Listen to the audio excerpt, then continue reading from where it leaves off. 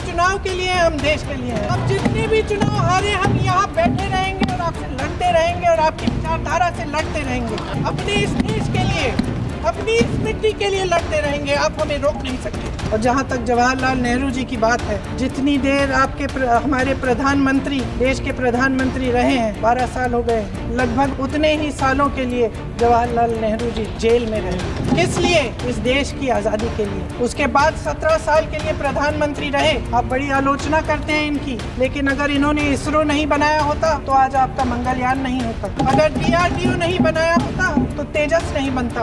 अगर IIT और IIM नहीं बनाए होते तो हम आज IT में आगे नहीं होते। अगर एम्स नहीं बनाया होता तो हम कोरोना का बड़ी चुनौती का सामना कैसे करते। BHEL, गेल, सेल, भागलनगर ये सब नहीं बनाया होता जो आप सब बेच रहे हैं, तो ये विकसित भारत कैसे बनता।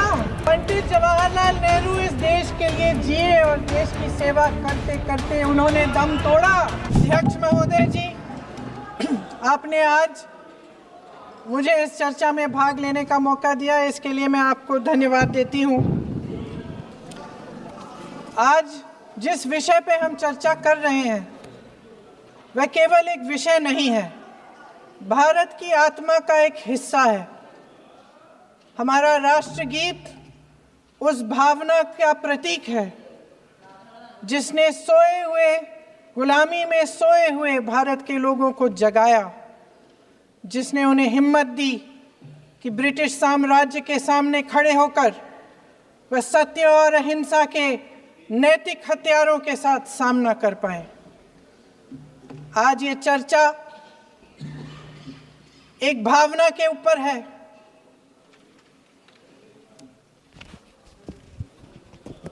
और जब हम वंदे मातरम का नाम लेते हैं तो वही भावना हमारे दिल में उजागर होती है। जब हम वंदे मातरम का नाम लेते हैं तो हमें उस पूरे इतिहास की याद आती है जो स्वतंत्रता संग्राम का इतिहास था। उसकी पीड़ा, उसका संघर्ष, उसका साहस, उसकी नैतिकता, उसका जो बल था कि ब्रिटिश साम्राज्य उसके सामने झुका। अध्यक्ष महोदय, वंदे मातरम उस आधुनिक राष्ट्रवाद की अभिव्यक्ति है जिसने भारत के लोगों को एक राजनीतिक और नैतिक आकांक्षा से जोड़ा, जिसने भारत के लोगों को एक साझा नियति के उत्तराधिकारी, एक साझा भविष्य के निर्माता के रूप में देखा। लेकिन आज की ये बहस मुझे कुछ अजीब सी लग रही है। जैसे मैंने कहा, ये गीत देश की आत्मा का हिस्सा बन चुका है। 150 सालों से देशवासियों के दिलों में ये गीत बस चुका है। 75 सालों से हमारा देश आजाद है, तो फिर आज इस बहस की क्या आवश्यकता है।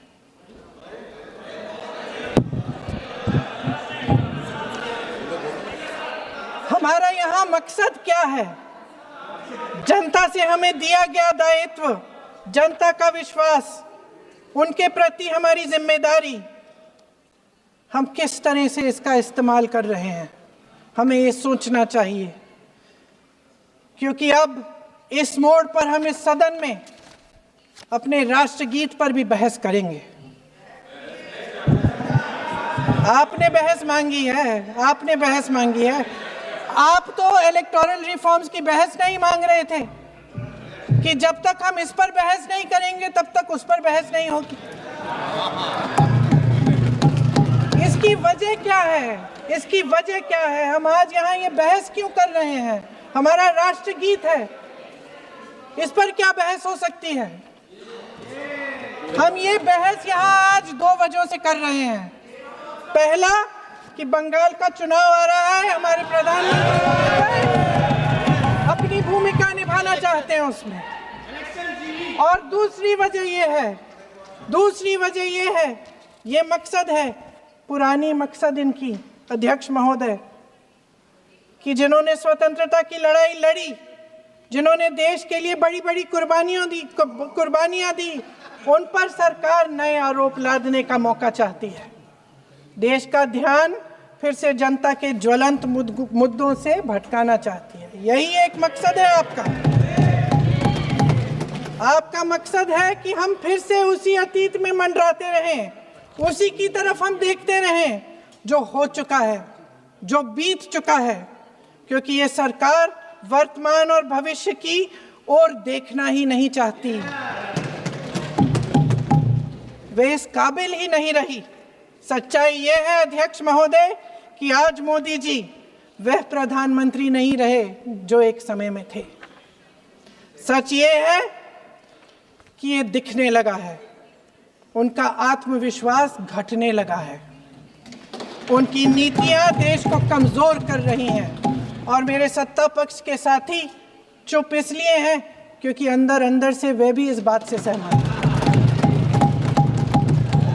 आज देश के लोग खुश नहीं हैं अध्यक्ष महोदय, परेशान हैं, तमाम समस्याओं से घिरे हुए हैं, तमाम समस्याओं से घिरे हुए हैं और उन समस्याओं का हल आप निकाल नहीं रहे हैं।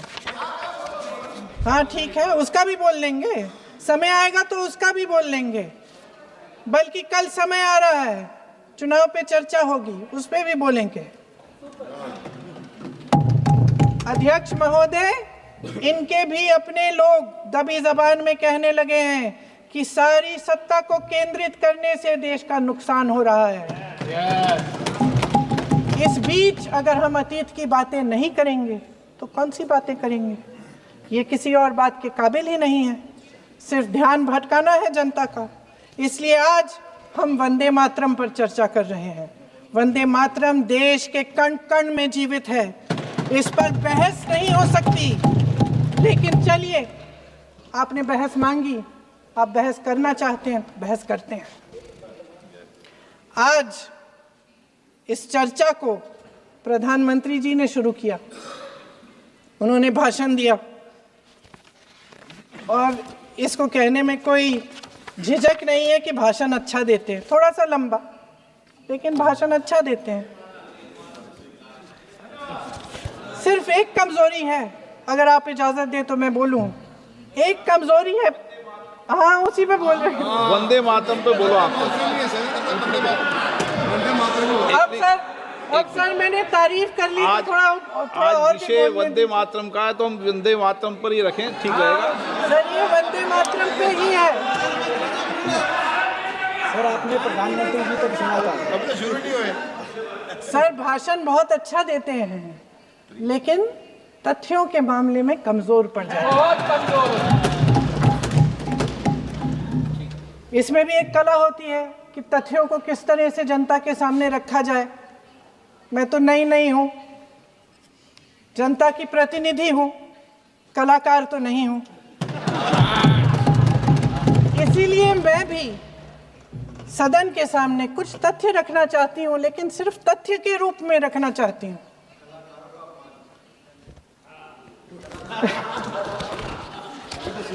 मैं उदाहरण दे देती हूँ सर, मांग रहे हैं सर वंदे मातरम के बारे में, वंदे मातरम की जो सालगिरह पे आपने एक बड़ा कार्यक्रम आयोजित किया था, उसमें प्रधानमंत्री जी ने भाषण दिया। उसमें उन्होंने कहा कि 1896 में पहली बार गुरुदेव रविंद्रनाथ टैगोर ने ये गीत एक अधिवेशन में गाया। उन्होंने ये नहीं बताया कि कौन सा अधिवेशन था, महासभा, हिंदू महासभा का अधिवेशन था, आरएसएस का अधिवेशन था, किस बात से कतरा रहे थे कि ये कांग्रेस का अधिवेशन था। और उदाहरण दूं कि मैं अपना भाषण जारी रखूं, दे रही हूं। जो वंदे मातरम की जो क्रोनोलॉजी है वो भी आप समझिए, जो असली क्रोनोलॉजी है। 1875 में महाकवि बंकिम चंद्र चट्टोपाध्याय ने इस गीत के पहले दो अंतरे लिखे, जो आज हमारे राष्ट्रगीत घोषित हुए हैं, मतलब जो घोषित हुए थे और जिसको हम आज अपना राष्ट्रगीत कहलाते हैं। ये पहले 2 अंतरे लिखे 1882 में, 7 साल बाद उनका एक उपन्यास प्रकाशित हुआ, आनंद मठ। उस उपन्यास में यही कविता उन्होंने प्रकाशित की, लेकिन इसमें 4 अंतरे जोड़ दिए। 1896 में कांग्रेस के अधिवेशन में गुरुदेव रविंद्रनाथ टैगोर ने पहली बार ये गीत गाया। 1905 में बंगाल के विभाजन के खिलाफ आंदोलन के समय वंदे मातरम जनता की एकता की गुहार बनकर गली गली से उठा। गुरुदेव रविंद्रनाथ टैगोर जैसे महान स्वतंत्रता सेनानी इस गीत को खुद गाते हुए बंगाल की सड़कों पर उतरे। विद्यार्थियों से लेकर किसानों तक, व्यापारियों से लेकर वकीलों तक, हर कोई ये गीत गाने लगा। इस गीत की शक्ति को समझिए।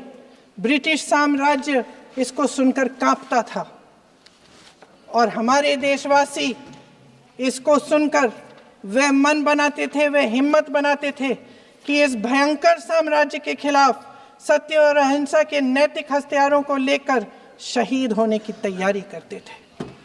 ये गीत मातृभूमि के लिए मर मिटने की भावना को जगाता है। इस गीत की शक्ति ये है, इस गीत का हमारे देश से जुड़ाव ये है। लेकिन 1930 के दशक में हमारे देश में जब सांप्रदायिक राजनीति उभरी, तब ये गीत विवादित होने लगा। 1937 में, अब ये मैं दूसरा उदाहरण देने वाली हूँ क्योंकि प्रधानमंत्री जी ने अपने भाषण में इसका उल्लेख किया और गलत किया, इसीलिए मैं इसके जो सच्चे जो तथ्य हैं वो आपके सामने रख रही हूँ। 1937 में नेताजी सुभाष चंद्र बोस कांग्रेस का अधिवेशन कलकत्ता में होने जा रहा था, उसका आयोजन कर रहे थे। तो जो मोदी जी ने पत्र सुनाया सदन में 20 अक्टूबर का और कहा कि जवाहरलाल नेहरू जी ने नेताजी को ये चिट्ठी लिखी और ये कहा कि इस पर चर्चा होनी चाहिए, उससे पहले 3 दिन पहले नेताजी सुभाष चंद्र बोस ने पंडित जवाहरलाल नेहरू को एक चिट्ठी लिखी थी जिसका जिक्र आपके प्रधानमंत्री ने नहीं किया। और इस चिट्ठी में सुन लीजिएगा,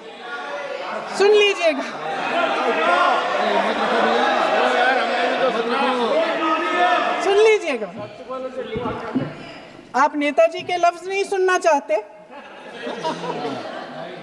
बंगाल का चुनाव आ रहा है।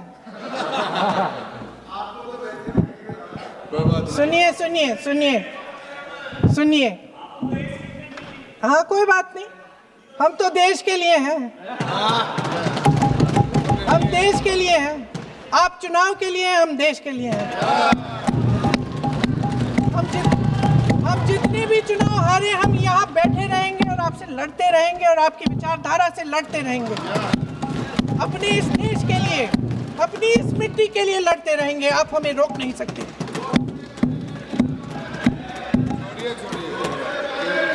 सुन लीजिए सुभाष चंद्र बोस जी ने क्या कहा, सुन लीजिए।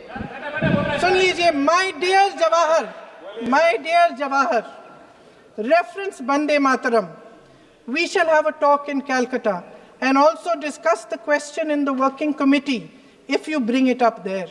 I have written to Dr. Tagore to discuss this matter with you when you visit Santi Niketan. Please do not forget to have a talk with him when you visit Santi Niketan. ये 17 अक्टूबर को लिखी जाती है। 10 अक्टूबर को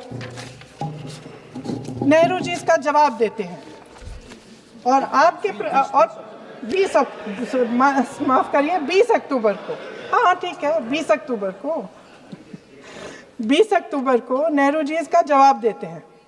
इस जवाब की एक पंक्ति प्रधानमंत्री जी ने सुनाई, बाकी पंक्तियां क्यों नहीं सुनाई? क्योंकि उनमें नेहरू जी क्या कह रहे हैं? There is no doubt that the present outcry against Vande Mataram is to a large extent a manufactured one by the communalists. Whatever we can do, whatever we do, we cannot pander to communalist feelings, but to meet real grievances where they exist. I have decided now to reach Calcutta on the 25th morning. This will give me time to see Dr. Tagore as well as other friends. समझ रहे हैं आप? प्रधान चुप है तो समझ ही गए होंगे। फिर क्या होता है? फिर नेहरू जी कलकत्ता जाते हैं और गुरुदेव जी से मिलते हैं, और उसके अगले दिन गुरुदेव जी एक चिट्ठी लिखते हैं जिसमें वो लिखते हैं, अंग्रेजी में चिट्ठी है, उसका एक अंश मैं आपको हिंदी में बता देती हूँ, जिसमें गुरुदेव जी कहते हैं कि जो दो अंतरे हमेशा गाए जाते थे उनका महत्व इतना गहरा था कि उस हिस्से को कविता के शेष हिस्से तथा पुस्तक के उन अंशों से अलग करने में उन्हें कोई कठिनाई नहीं थी। उन्होंने ये कहा कि स्वतंत्रता संग्राम में हमेशा से वही दो अंतरे ही गाए जाते थे और उनको गाते हुए कुर्बानी देने वाले सैकड़ों शहीदों के सम्मान के लिए उन्हें ऐसे ही गाना उचित रहेगा। उन्होंने यह भी कहा कि बाद में जोड़े गए अंतरों का सांप्रदायिक मायना निकाला जा सकता है और उस समय के माहौल में उनका इस्तेमाल अनुचित होगा। इसके बाद 28 अक्टूबर 1937 में कांग्रेस की कार्य समिति ने अपने प्रस्ताव में वंदे मातरम को राष्ट्रगीत घोषित किया। उन्हीं दो अंतरों को कार्य समिति की बैठक में महात्मा गांधी जी, नेताजी सुभाष चंद्र बोस, पंडित नेहरू, आचार्य नरेंद्र देव जी, सरदार पटेल जी, गुरुदेव रविंद्रनाथ टैगोर जी सब मौजूद थे। इस प्रस्ताव के ये सभी महापुरुष इस प्रस्ताव से सहमत थे। आगे क्या होता है ये भी सुना लूं। भारत की आजादी के बाद जब इसी गीत के इन्हीं दो अंतरों को 1950 में डॉक्टर राजेंद्र प्रसाद जी ने संविधान समिति में भारत का राष्ट्रगीत घोषित किया, तब लगभग यही महापुरुष मौजूद थे। इनके साथ साथ B.R. अम्बेडकर जी भी सभा में थे और इनके साथ साथ मेरे सत्ता पक्ष के साथियों के नेता श्री श्यामा प्रसाद मुखर्जी भी मौजूद थे। वही दो अंतरे राष्ट्रगीत घोषित किए, किसी ने कोई आपत्ति जारी नहीं की, कोई आपत्ति नहीं जताई। वैसे इन तथ्यों के साथ जुड़ा एक और तथ्य भी है जो मैं यहाँ पे आपके सामने रखना चाहती हूँ। आज हम अपने राष्ट्रगीत पर बहस कर रहे हैं, लेकिन हमारा राष्ट्रगान भी एक कविता का एक अंश ही है, एक लंबी कविता का एक अंश है। और इन दोनों राष्ट्रगीत और राष्ट्रगान के अंश को चुनने में सबसे बड़ी भूमिका गुरुदेव रविंद्रनाथ टैगोर की थी। वंदे मातरम के स्वरूप पर सवाल उठाना, जिसे संविधान सभा ने स्वीकार किया, न सिर्फ उन महापुरुषों का अपमान करना है जिन्होंने अपने महान विवेक से ये निर्णय लिया, मगर एक संविधान विरोधी मंशा को भी उजागर करता है। क्या सत्ता पक्ष के हमारे साथी इतने अहंकारी हो गए हैं कि अपने आप को महात्मा गांधी जी से, रविंद्रनाथ टैगोर जी से, राजेंद्र प्रसाद जी से, बाबा साहब अम्बेडकर जी से, मौलाना आजाद जी से, सरदार पटेल जी से, सुभाष चंद्र बोस जी से बड़ा समझने लग गए हैं? मोदी जी का अपने भाषण में ये कहना कि राष्ट्रगीत को एक विभाजनकारी सोच द्वारा काटा गया, उन सब महापुरुषों का अपमान है जिन्होंने अपना पूरा जीवन इस देश की आजादी की लड़ाई में झोंक दिया। वंदे मातरम को विभाजित करने का आरोप लगाकर आप पूरी संविधान सभा पर आरोप लगा रहे हैं, उसके हर एक नेता को दोषी ठहरा रहे हैं। यह हमारी संविधान सभा और हमारे संविधान का खुला वार है। और जहां तक जवाहरलाल नेहरू जी की बात है, जितनी देर हमारे प्रधानमंत्री देश के प्रधानमंत्री रहे हैं, 12 साल हो गए हैं। लगभग उतने ही सालों के लिए जवाहरलाल नेहरू जी जेल में रहे। किस लिए? इस देश की आज़ादी के लिए। उसके बाद 17 साल के लिए प्रधानमंत्री रहे। आप बड़ी आलोचना करते हैं इनकी, लेकिन अगर इन्होंने इसरो नहीं बनाया होता तो आज आपका मंगलयान नहीं होता। अगर DRDO नहीं बनाया होता तो तेजस नहीं बनता। अगर IIT और IIM नहीं बनाए होते तो हम आज IT में आगे नहीं होते। अगर एम्स नहीं बनाया होता तो हम कोरोना की जब बड़ी चुनौती का सामना कैसे करते? हाँ, वही बना कुछ भी। इसका मतलब है इस मुद्दे का जवाब नहीं है आपके पास है?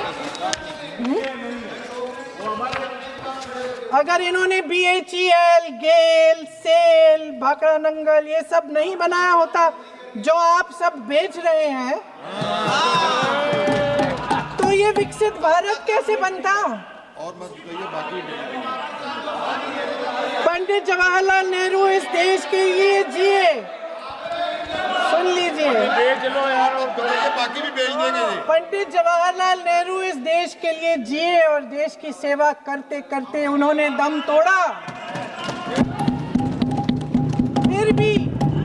फिर भी सुन लीजिए, मेरी एक सलाह ले लीजिए।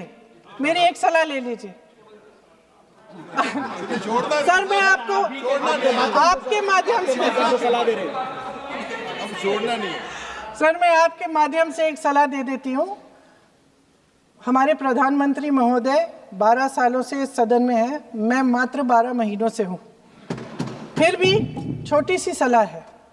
उन्होंने अभी हाल ही में चुनाव था, कुछ महीनों पहले उन्होंने एक सूची निकाली थी कि विपक्षी दलों ने और विपक्ष के नेताओं ने कितने अपमान किए हैं इनके, और उसमें शायद 90-99 ऐसे उन्होंने अपमानों की सूची बनाई थी।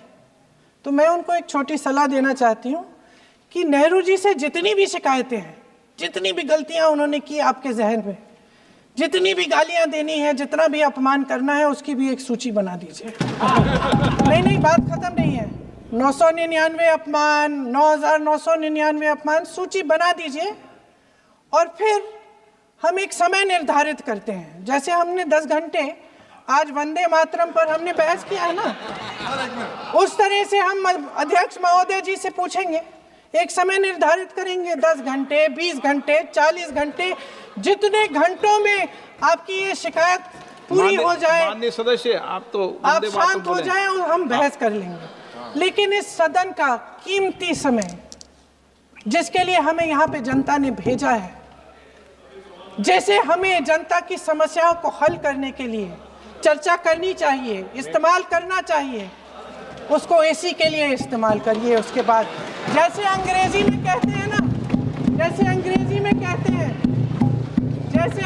में कहते हैं कि once and for all let's close the chapter, close कर लीजिए। देश सुन लेगा क्या क्या शिकायतें हैं, किसने क्या किया, इंदिरा जी ने क्या किया, राजीव जी ने क्या किया, परिवारवाद क्या होता है, नेहरू जी ने कौन सी गलतियां की, सुना लीजिए, फिर खत्म। उसके बाद बेरोजगारी, महंगाई, महिलाओं की समस्याएं, जो पीएमओ में हो रहा है उसकी बातें, उसकी चर्चा, जो बैटिंग ऐप के बारे में हो रहा है पीएमओ के अंदर, आप सदस्य प्लीज, जो एप्स्टीन फाइलों में आपके मंत्री महोदय के नाम निकल आए हैं, उसकी चर्चा करेंगे। आप वंदे मातरम में बोले, आप इधर उधर डाइवर्ट मत हो।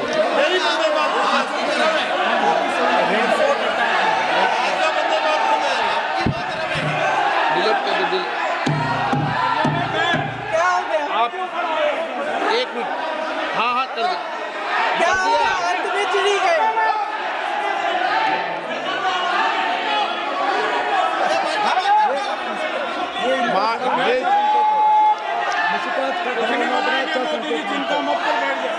बहुत बढ़िया। माननीय सदस्य, 1 मिनट, माननीय सदस्य, आप वंदे मातरम पर सार्थक चर्चा करें। ठीक सर, इधर उधर डाइवर्ट यही थी सर, संक्षिप्त में बात यही थी कोई डाइवर्ट नहीं होना कि हम चाहिए। अतीत अपन पे को बातें करते रहते हैं। माननीय सदस्य नहीं, आप बिना तथ्यों के कोई बात नहीं करें। आप वंदे मातरम पे बोले उचित रहेगा।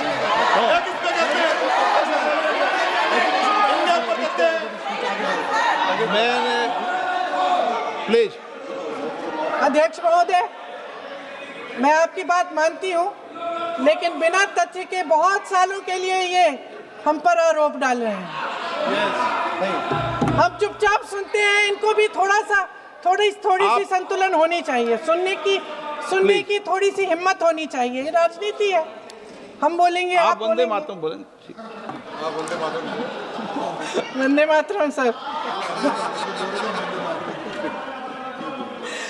महोदय, आज की ये बहस सिर्फ ध्यान भटकाने के लिए की जा रही है, क्योंकि ये सरकार इस देश के वर्तमान की असलियत छिपाना चाहती है। आज देश का युवा कितना परेशान है, कितनी मुश्किल में है। पेपर लीक होते रहते हैं, बेरोजगारी है, महंगाई इतनी बढ़ चुकी है। इसकी चर्चा हम सदन में क्यों नहीं कर रहे हैं? आरक्षण के साथ जो हो रहा खिलवाड़ है, उसकी चर्चा हम यहाँ क्यों नहीं कर रहे हैं? महिलाओं की बात होगी, बड़े बड़े ऐलान होंगे, मगर उनकी परिस्थितियों को सुधारने के लिए कोई ठोस कदम यहाँ क्यों नहीं उठाया जा रहा है? इन्हीं दरवाजों के बाहर खड़े होकर पत्रकार तरह आपने कहा कि आरोप मत लगाइए बगैर तथ्य के, तो मैं बोलूं कि नहीं बोलूं? नहीं, बिल्कुल नहीं। नो, आप उधर की बात मत बोलो। आप जल्दी से सदन में जो कुछ भी बोले वो तथ्यों से बोले। आपको हर चीज ऑथेंटिक करनी पड़ेगी, इसलिए आप तथ्यों से बोले। अच्छा सर, बड़े बड़े शहरों में प्रदूषण है, लेकिन हम इस सदन में बैठकर सिर्फ छोटी छोटी बातें करेंगे। जी, जो अतीत की बातें हैं ना, जो बार बार आप चाहते हैं कि हम पीछे देखें, लेकिन हम आगे भविष्य की बात, वर्तमान की बात, जो असली समस्याएं हैं उनकी बात न करें, ये छोटी बात होती है। आप में हिम्मत है तो भविष्य की बात करिए, हिम्मत है तो बात करिए कि बेरोजगारी क्यों है, कि पेपर लीक क्यों होते हैं। आप चेयर को एड्रेस करें। आपको अच्छा, खत्म कर लेती हूँ। चेयर को एड्रेस करो आप। अध्यक्ष महोदय जी, सच्चाई ये है कि इनका शासन दमन का शासन है। इनकी राजनीति दिखावे की राजनीति है, इवेंट मैनेजमेंट की राजनीति है, चुनाव से चुनाव तक राजनीति है, तरह तरह के ध्यान भटकाने वाले मुद्दों की राजनीति है। वंदे मातरम इस देश की उन्हीं उम्मीदों की गुहार है जिन्हें आपका शासन हर रोज ठुकरा रहा है। आज भी सरहद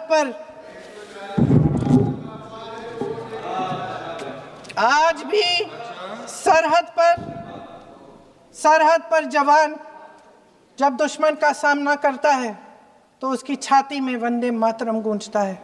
आज भी जब हमारा खिलाड़ी अंतर्राष्ट्रीय खेलों में जाता है तो उसके दिल की धड़कन में वंदे मातरम होता है। आज भी इस देश के करोड़ों देशवासी जब अपने राष्ट्र ध्वज को फहराते हुए देखते हैं तो उनकी जबान पर वंदे मातरम, वंदे मातरम, वंदे मातरम आता है। कांग्रेस के हर एक अधिवेशन में 1905 से लेकर आज तक सामूहिक तौर पर वंदे मातरम गाया जाता है। आपके अधिवेशनों में गाया जाता है कि नहीं, ये बताइए। अपने देश की आत्मा के इस महामंत्र को विवादित करके आप एक बहुत बड़ा पाप कर रहे हैं। इस पाप में कांग्रेस पार्टी शामिल नहीं होगी। ये राष्ट्रगीत वंदे मातरम हमेशा से हमें प्यारा है, हमेशा से हमारे लिए पवित्र रहा है और हमेशा के लिए हमारे लिए पवित्र रहेगा। धन्यवाद।